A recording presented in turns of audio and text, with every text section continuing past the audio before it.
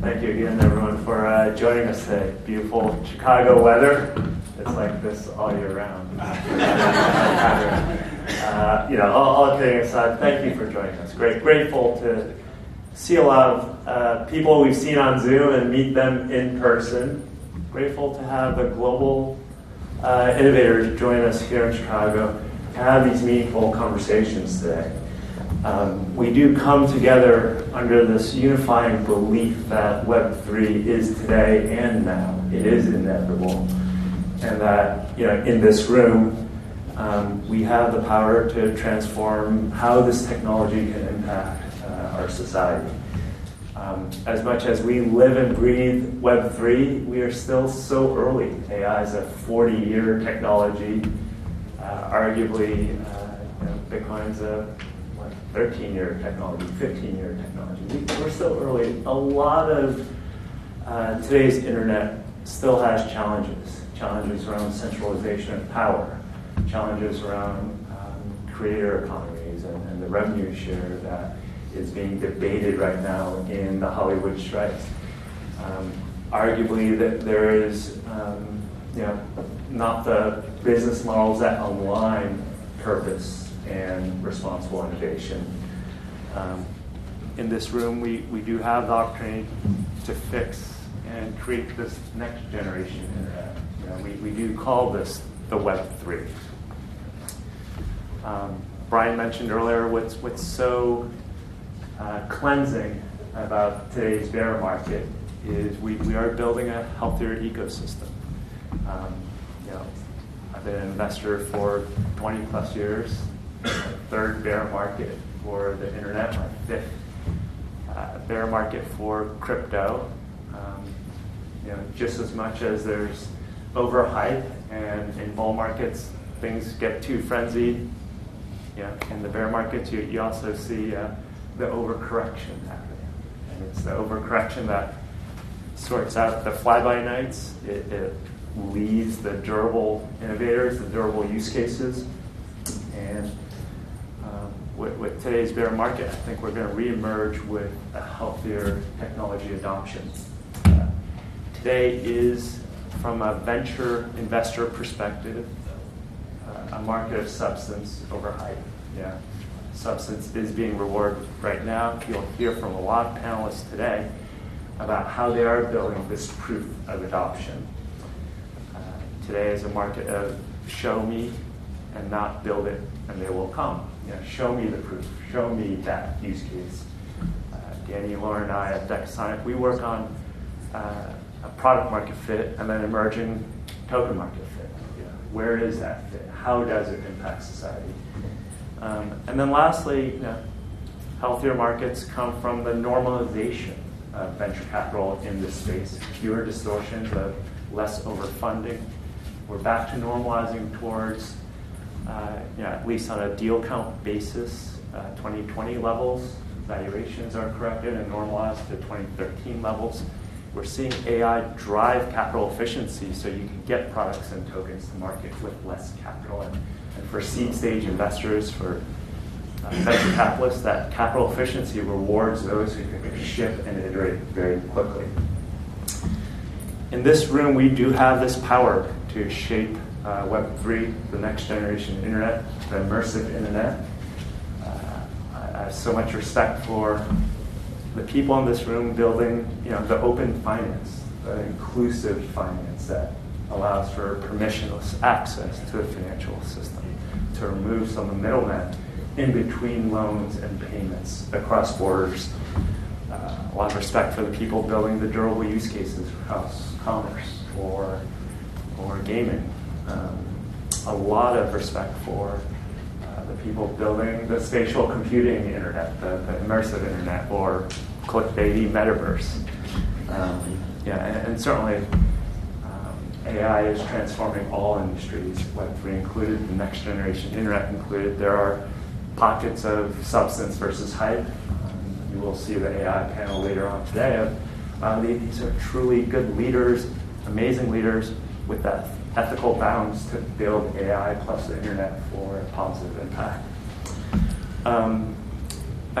I know most of you in this room, and I know the ethical approach towards responsible innovation.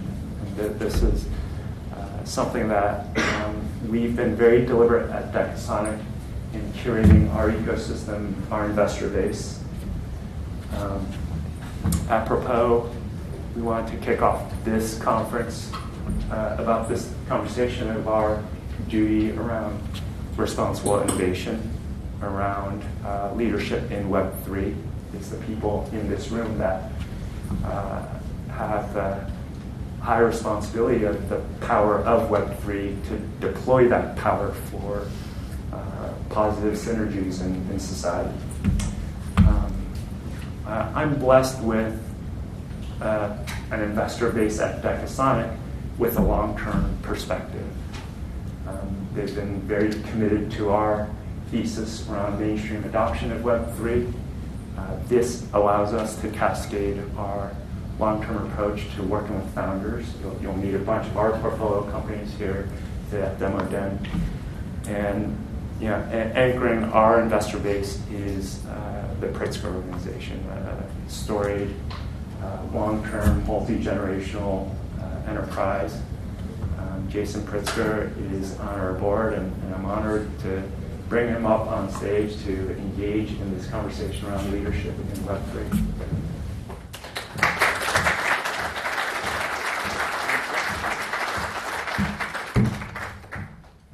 Could you kind of share some of those perspectives and your background and why you're interested in technology?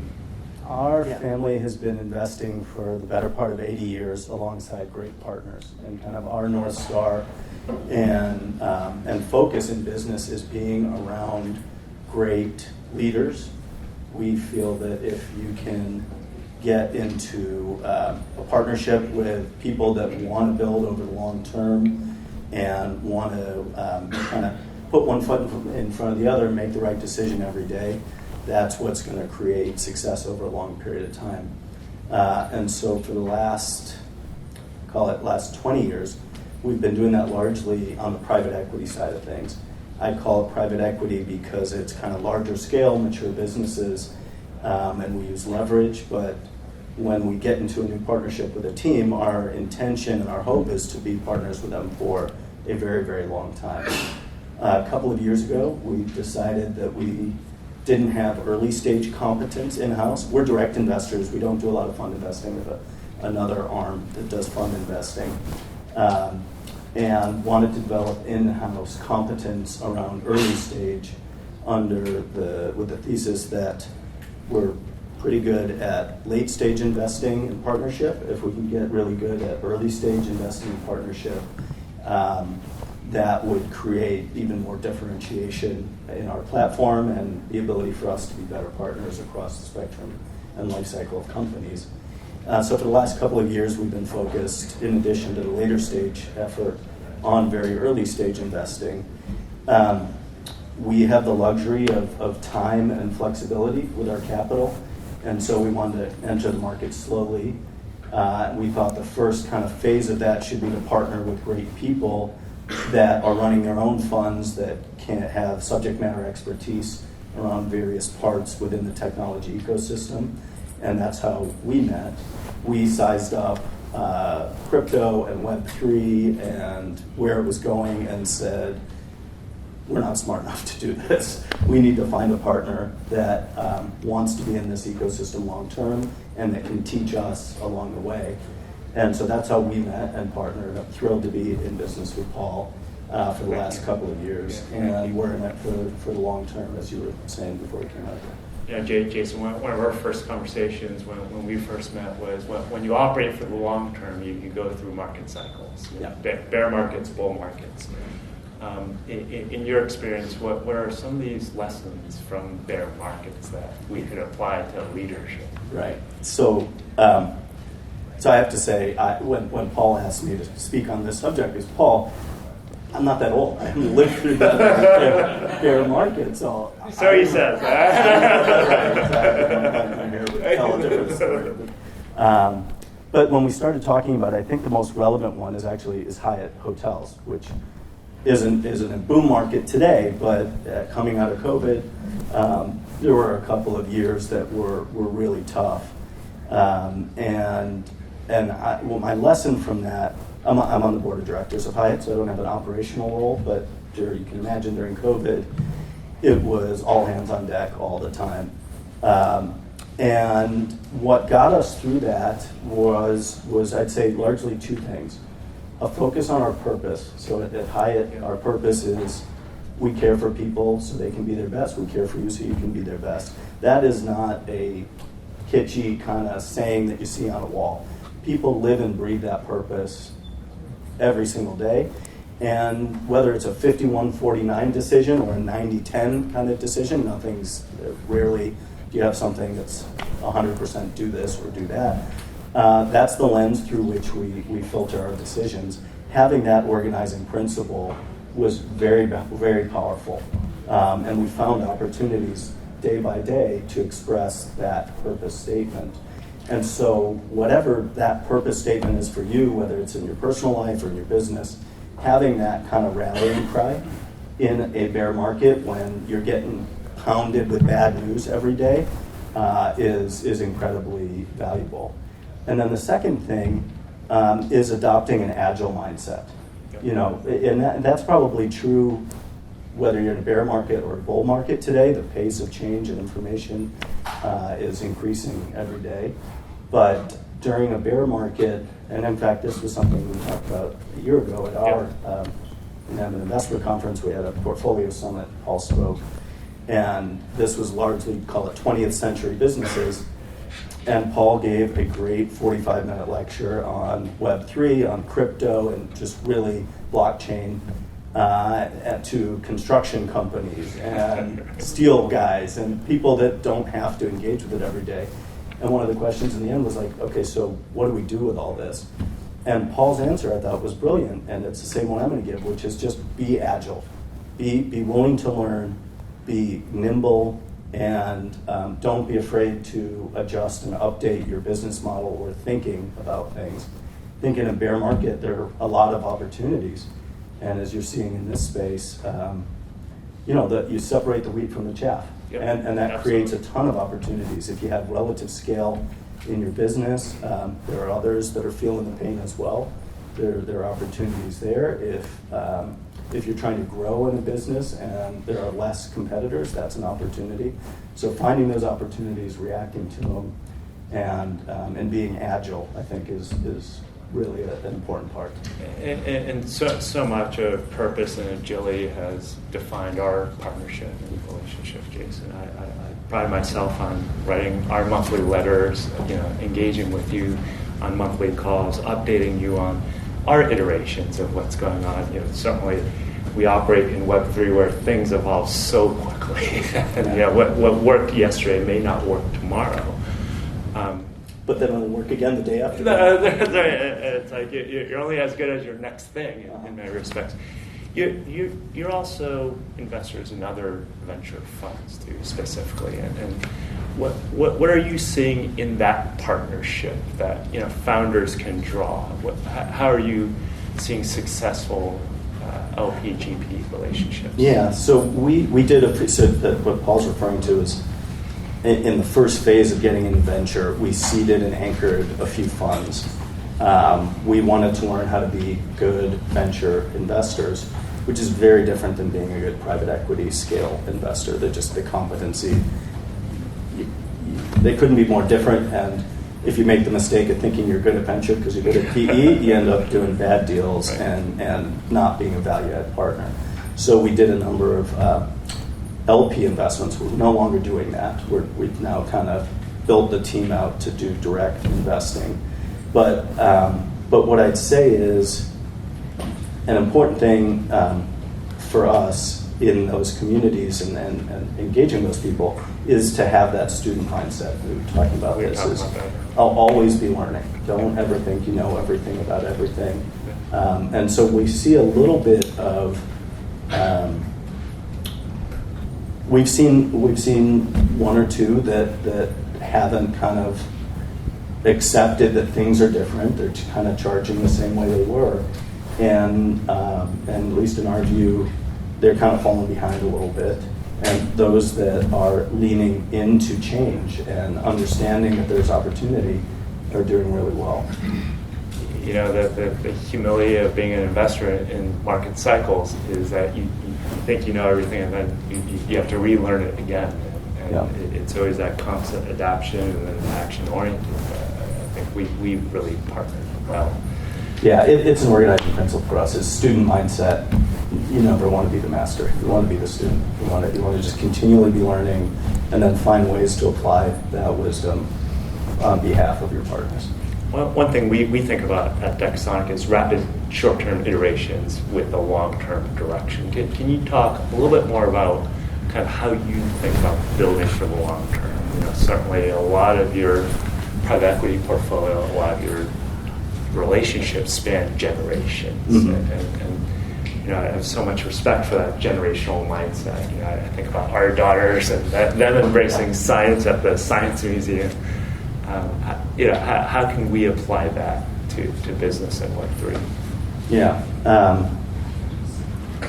life is long, you know, and we've all heard analogies about what a misstep can do for your career.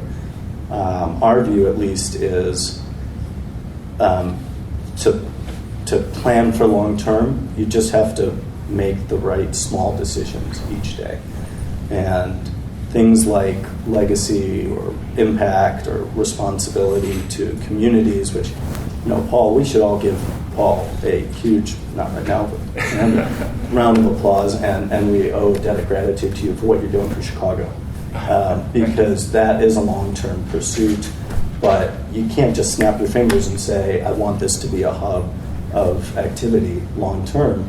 It takes that daily commitment that you have to Web3 and blockchain to get it done. And so our view is long-term happens as the accumulation of a lot of small decisions, not a grand plan necessarily. There's nothing better than having great partners and being excited when you show up to a meeting or to the office. I feel like I'm the luckiest guy around because I love my team. I love all my external and internal partners. And so if I can surround myself with great people all the time, that will lead to a long-term engagement or focus on business. We're on the record. I'm still a Warriors fan, not a Bulls fan. I love Chicago, but not so. Yeah. We have a consistent back and forth. I thought the sun was setting. Steph Curry fan. You know, I think that's a transition towards. You and I always talk about the commitment to excellence, and you know, I think about the daily iterations and improvements. The 1% every day gets you a 32x gain over time. That's the compounding effect of keeping a high bar for people you work with, the expectations you set for yourself, and then how you cascade that to your team, your ecosystem, and then the broader community. You know, can you talk a little bit more about the winning culture? You know, Bulls and Golden State, but certainly it cascades into communities and business too. You know, it's interesting. I've seen a bunch of different ones. There are a lot of different ways to win. It kind of goes back to that purpose statement. You know, we own a large construction company that's been successful over a number of years. It's very much a command and control kind of. The guy who built it is a military guy, and so he lives a military lifestyle and has found people that subscribe to that. And so they've been really successful. They have a winning culture. They're kicking butt all over the place, very militaristically. Hyatt is at the other end of the spectrum, where care, which is like, it doesn't have a lot of room. You know, empathy.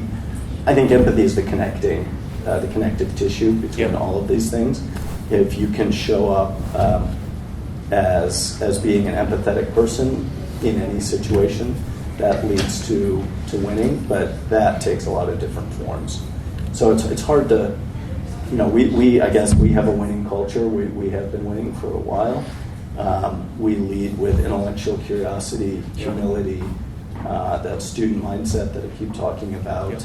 and finding self-starters. We really find that people who don't need to be told what to do, we want people telling us what to do, is a really nice way to build value over time. There's so much about venture that's a team sport too, yeah. and Web3 especially has this. We're all going to make it, or we're trying to build a better internet to be inclusive and transform the power dynamics that's centralizing in certain companies today. I think a lot of people in this room align towards this responsible innovation. How do you unleash the power?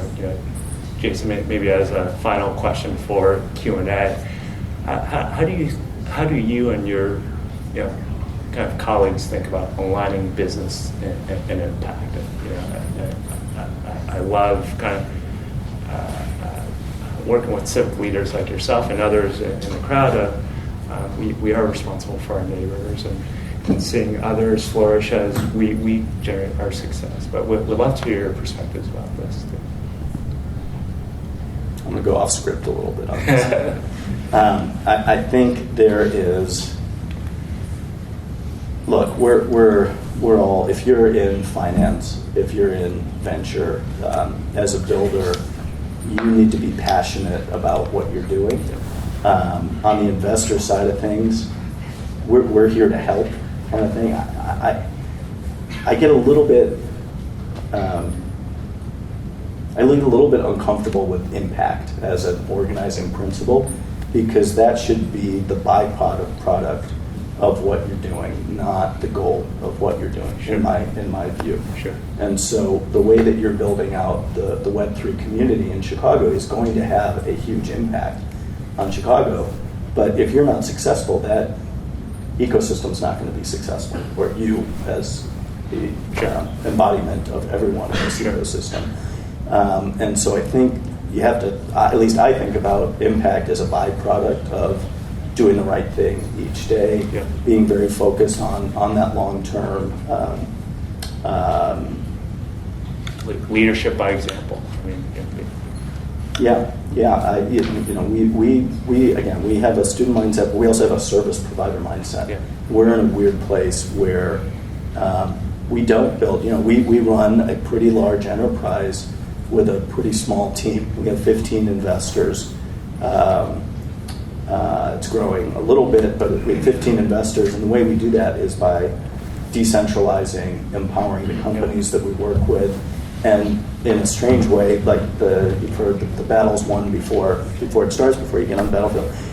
Partner selection is so important, and finding the right people that have that same long-term mindset about reinvesting in their businesses, staying through it. We agreed when we got in business together that we thought over the long term this is going to go from here to here, but in between it's going to go like this, and we're seeing it now. You called it a couple of years ago. This is not the kind of asset category where you want to be checking your marks every day. You go nuts with that, and so finding other people that think the same way and understand that it's about the journey, and kind of every bear market, every bull market, every bear market, it's all opportunities to learn. Yeah. It just makes you a stronger person, a stronger partner over time. Yeah, absolutely.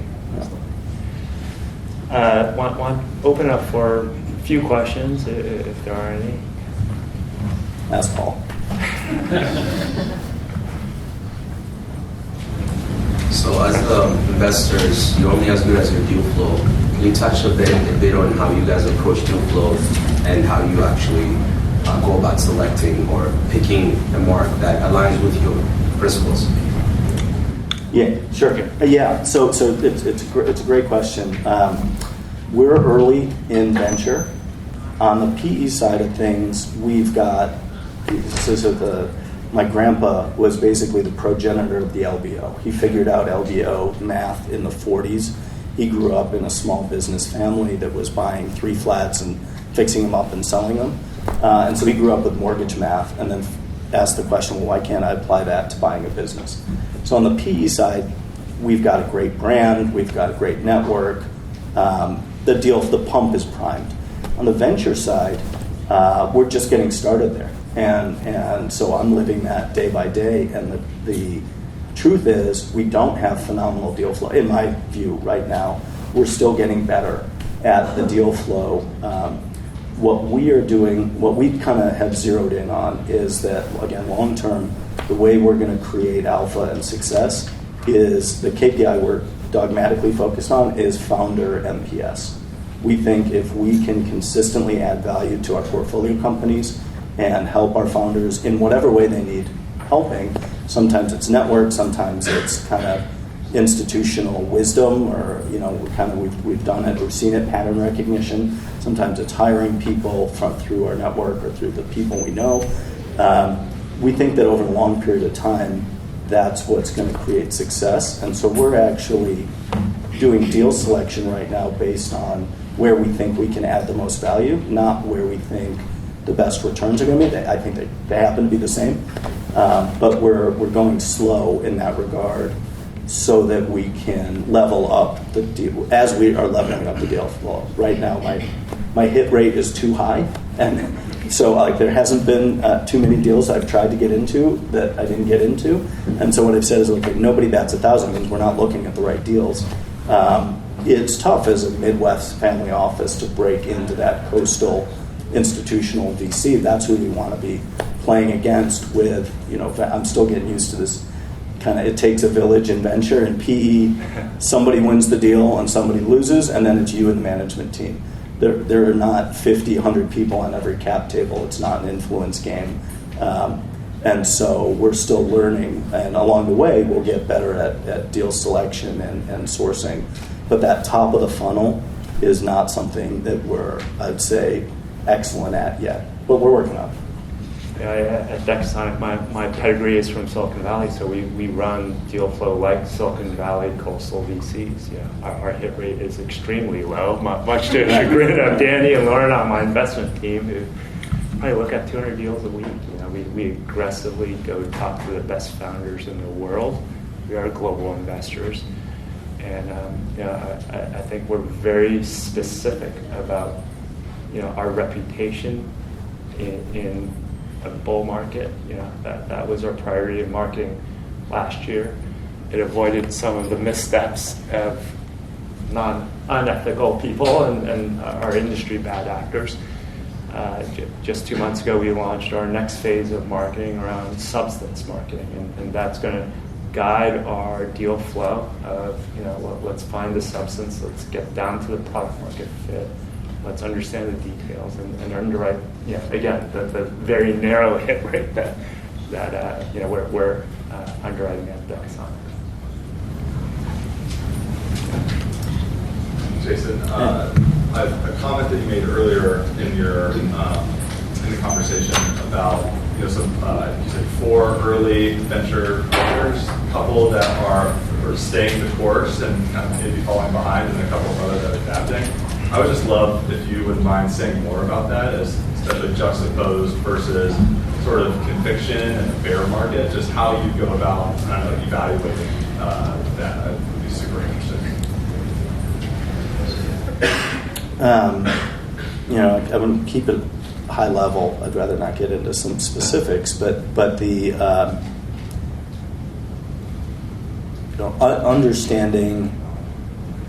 Again, this is our view, right? The paper marks are great for fundraising. They don't feed you in the end, and that's not how we quantify success. And so coming out of the pre-IPO market at August of 22, when the big correction happened, valuations leading up to that were pretty aggressive. It's hard to stay disciplined enough to say, I want to do what's right for this business, even if that means raising a down round, even if that means taking a flat round or restructuring. But having the ability to focus on the companies as opposed to the fund. I'm learning there's fund strategy and firm strategy, and they're not always the same thing. And so I think those that have focused on the companies and really stayed true to, okay, is this a good company? Are the fundamentals still working? What do I need to do in order to make this company a success, whatever portfolio it is? is a different way of thinking than, okay, I'm going to hold on, I'm going to get rid of these, I'm going to hold on tight, and if I can't get an up round, then it's the founder's fault. And we've seen a little bit of that. And so it's kind of just adjusting to the new normal more quickly, having that agile mindset is, I'd say that's the kind of organizing principle around what's different. And also, Jason, when we were prepping for this panel, you said, is it okay if I disclose that you slow down your investment pacing to 5-year pacing? And we had gone to market with a 2.5-year, 3-year pacing, and we slowed it down. And incrementally, you've done it incrementally. You've kind of assessed, reassessed, reevaluated, and from a GP side, similar to a founder side, I want to preempt those conversations. If I were in my LP shoes, my board member's shoes, what would they expect? And if you're really dedicated towards substance, something like an investment pacing is such an easy relax. It's such an easy communication to share with your investor, because you are building with substance, and you're trying to build durable businesses, and you're not trying to raise the next fund so quickly and try and get money out the door. Yeah, vintaging is way more important in venture. It is in PE as well, but it isn't as apparent as quickly. And so I applauded Paul, and just think that not everybody has done that, to go from 2 years to 3 years to 5 years and slow down investment pace and wait, be patient, wait for the fat pitches and the great companies, great founders. Some people love fundraising, right? Yeah, And they just right. want to be in the That's right. market and kind of get that laddering effect going. And so that's a little bit of the difference. Maybe one last question. Paul, I thought the point that you made at the beginning about AI being a 40-year-old industry, Web3 being 15 years at most, is really poignant, because you look at how generative AI has just exploded in the last 6 months, and obviously a lot of investment has gone into AI to build transformers and all of this fundamental research. The question is, with this sort of product market fit and market metrics sort of focused now, is there room for investment in fundamental Web3 technologies, being that it is still so nascent? There's obviously still a lot that needs to be developed at the fundamental level where you may not have that sort of validation. We're looking at the durable use cases at the intersection of AI and Web3. And happy to go extremely deep into this area, because it's been such a 3-month OKRs around becoming best in class of this thought leadership. We believe Web3 has the business models for aligned exponential growth in AI. We believe all our portfolio companies should deploy AI to improve capital efficiency and cash generation. I'll have terms in there. I want to get it out quickly, but this is something that I think we are in a moment of time unleashing AI. It's such a horizontal technology that it does impact our Web3 operations, how we go to market. Not easy, not a one-size-fits-all. It's something that, I think when we step outside of our domain and understand the use cases, it's easier to get to the nuance very quickly. But certainly there are fundamental aspects of AI that coincide with Web3 that could accelerate tremendous durability of this. As a venture investor, you're always looking for the next product cycle. How long does a product cycle perish? Everything will decay. Now it's a question of, does it decay over 20 years, like a mortgage or a bank or a salt business or something, versus like product cycles of gaming could perish over 3 weeks, 3 months. It's a ruthless business that technologists have to stay in front of. So our underwriting is generally around perishability or durability of use cases, and AI is starting to rejigger that formula very quickly. Thank you so much, Jason. I appreciate it.